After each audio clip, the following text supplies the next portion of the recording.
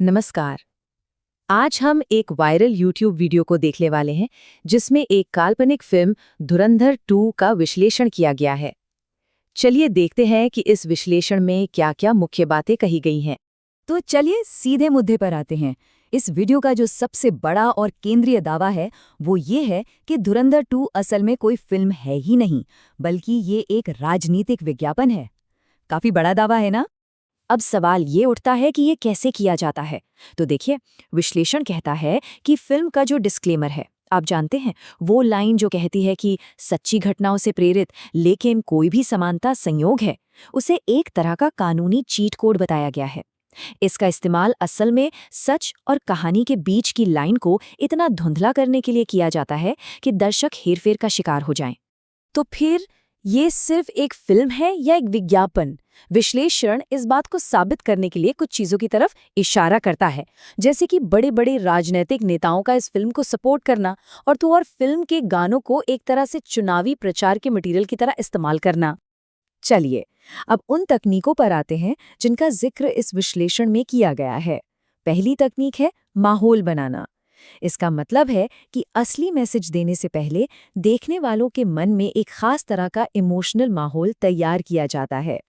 इस तकनीक को इमोशनल प्राइमिंग भी कहते हैं। और पता है, विश्लेषण में इसे समझाने के लिए एक बहुत ही दिलचस्प उदाहरण दिया गया है। सोचिए, एक शेफ आपको पहले एक तीखी मिर्च खिलाता है ताकि उसके बाद जब वो आपको मीठा खिलाए तो उसकी तलब और बढ़ जाए। कुछ ऐसा ही यहाँ किया जाता है। तो फिल्म में इसका इस्तेमाल कैसे होता है? विश्लेषण के मुताबिक फिल्म के बिल्कुल शुरुआत में पाकिस्तान में हिंसा का एक सीन दिखाया जाता है। दिलचस्प बात यह है कि इस सीन का कहानी से कोई सीधा लेना देना नहीं है। तो फिर ये क्यों है?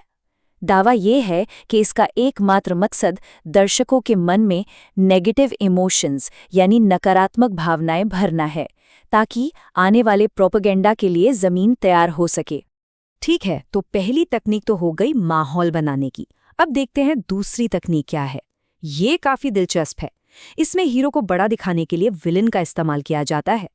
जी हाँ, जब विलन ही हीरो की तारीफ करने लगे तो दर्शकों पर इसका असर एक अलग ही लेवल पर होता है। विश्लेषण में इसे एक बहुत ही चालाक प्रोपेगेंडा चाल बताया गया है। फिल्म में जो विलन है, जिसका किरदार दाऊद इब्राहिम पर आधारित बताया जाता है, वो खुद प्रधानमंत्री की तारीफ करता है। अब इसके पीछे की साइकोलॉजी समझिए। जब कोई दोस्त आपकी तारीफ करता है तो वो नॉर्मल लगता है, लेकिन जब आपका दुश्मन आपकी तारीफ करे तो उसे ज्यादा सच्चा और ज्यादा विश्वसनीय माना जाता है ना?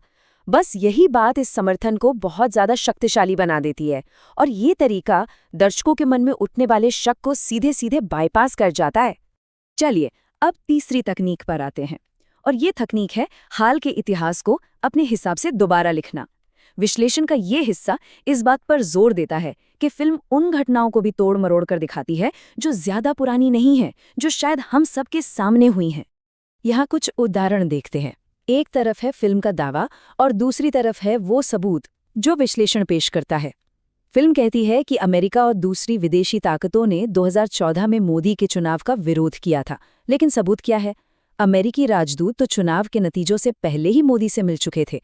एक और दावा है कि आईएसआईएस ने भारतीय एनजीओज, मीडिया और विश्वविद्यालयों को फंडिंग दी। वहीं विश्लेषण इसके उलट सबूत देता है कि अमेरिका की आईडीआरएफ जैसी चैरिटी संस्थाओं ने तो आरएसएस से जुड़े संगठनों को फंड दिया है। देखिए, कितना बड़ा विरोधाभास है। इसी वजह से विश्लेषण में फिल्म की कहानी को एक दिलचस्प नाम दिया गया है, व्हाट्सएप फॉरवर्ड से प्रेरित। मतलब फिल्म की कहानी असली तथ्यों पर कम और सोशल मीडिया पर चलने वाले उन मैसेजेस पर ज्यादा आधारित लगती है जिनका कोई सिर पैर नहीं होता। इसका एक और बड़ा उदाहरण है नोटबंदी। फिल्म में ये दावा किया जाता है कि नोटबंदी इसलिए की गई क्योंकि पाकिस्तान से 60,000 करोड़ रुपए के नकली नोट आ रहे थे। सोचिए, 60,000 करोड़! लेकिन जब विश्लेषण इसकी तुलना आरबीआई की ऑफिशियल रिपोर्ट से करता है तो तस्वीर बिल्कुल अलग नजर आती है। रिपोर्ट के मुताबिक उस साल सिर्फ 43 करोड़ रुपए के नकली नोट पकड़े गए थे। अब आप खुद ही सोचिए, कहाँ 60,000 करोड़ और कहाँ सिर्फ 43 करोड़। इस फर्क को समझाने के लिए विश्लेषण में एक बड़ी अच्छी मिसाल दी गई है। ये कुछ वैसा ही है जैसे सिर्फ एक चूहे को पकड़ने के लिए पूरे घर में आग लगा देना।